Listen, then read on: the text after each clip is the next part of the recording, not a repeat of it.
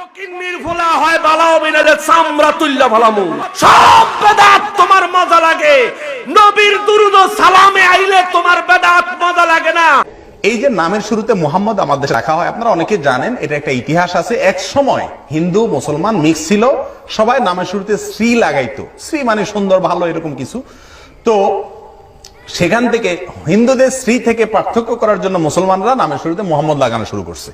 এটা একটা সময় যখন সমস্যা ছিল তখন এটা হয়েছিল, দরকার ছিল, কিন্তু এখন আর এটার দরকার নাই। এই জন্য নামের শুরুতে মুহাম্মদ সাল্লাল্লাহু আলাইহি ওয়াসাল্লামের নাম যুক্ত করলে সেটা কোনো বরকতময় হবে অথবা সেটা কোনো সুন্নাহসম্মত হবে, এরকম কোনো কথা নাই।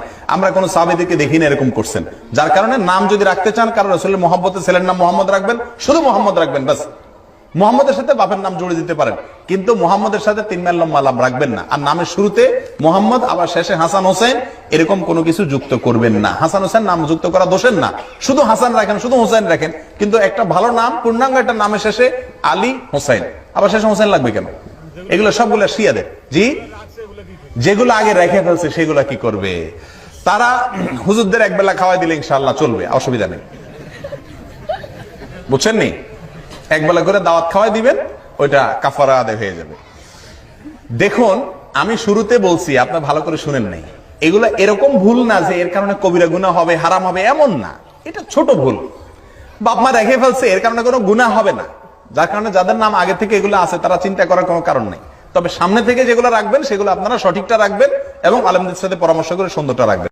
সব বেদাত তোমার মজা লাগে, নবীর দুরুদ ও সালামে আইলে তোমার বেদাত মজা লাগে না। কালকে গিয়া থানাত কইব কি নকশবন্দি জঙ্গি ট্রেনিং দিয়া গেছে, আমরা ব্যাপারে এই কথা কবি, আমরাও থানাত কমো, ঠিক আছে? এই এলাকায় একটা অভিযান চালান, জঙ্গি অভিযান, দেখমু সুন্নিরা জঙ্গি হিসাবে ধরা খায় না ওয়াহাবিরা ধরা খায়, ঠিক কিনা বলে? এ রাহস্তা, তুই অনেক কিছু করছ। ও মো মো মো মো মো হাতে কি লইডা সামাই মিষ্টি লাগতাছে, দেখে পানি ঢেলে দিতে হইছে।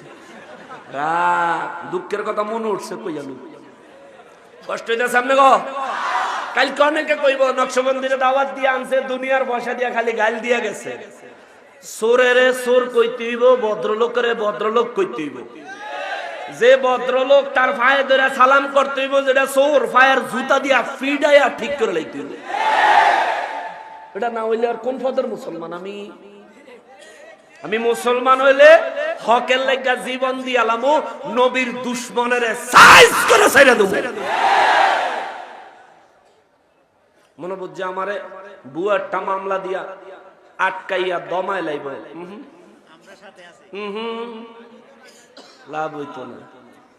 ওরে লোহারে পোড়াইলে আর ওরে আগুনে পোড়াইলে সোনা তাতে আরো খাঁটি হয়, ঠিক নিও?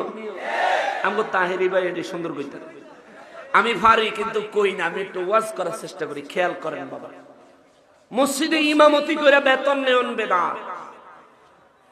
মসজিদে ইমামতি থাকা অবস্থায় মহল্লার মানুষের ঘরে ঘরে খাইয়া ইমামতি করন বেদাত।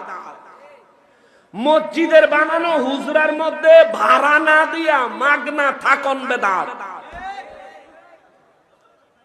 তুমি মিলাদ ক্যাম্প করো না, বেদাত। আজানের আগে সালাতু সালাম দিলে তোমার শরীর জ্বলে, বেদাত। ফকিন্নির ভূত, কালকাতে তোর বেতনও বন্ধ, খাওয়ানো বন্ধ, মসজিদের ভিতরে থাউনো বন্ধ। তোর বউ তোর ফিসা দিয়া ফিরাইব, ঠিক কিনা কর? তবে হারামি রে কেডা বানাইছে? মোল্লা হেরে বাতে মরত, অতদিন তো বালুইয়া ছিল। হ্যাঁ, অনেক বেতনটাও গেছে, খাউনটাও গেছে, মসজিদও থাউনটাও গেছে। আল্লাহর রাসূলের শান এবং প্রেমের ক্ষেত্রে যখন বাধা সৃষ্টি করবা, দ্বিমত পোষণ করবা, আল্লাহর কসম তোমার রিজিক কমে যাবে, তোমার মুখ থেকে রিজিক আল্লাহ ছিনিয়ে নিবে, ঠিক কিনা বলে? শুধরে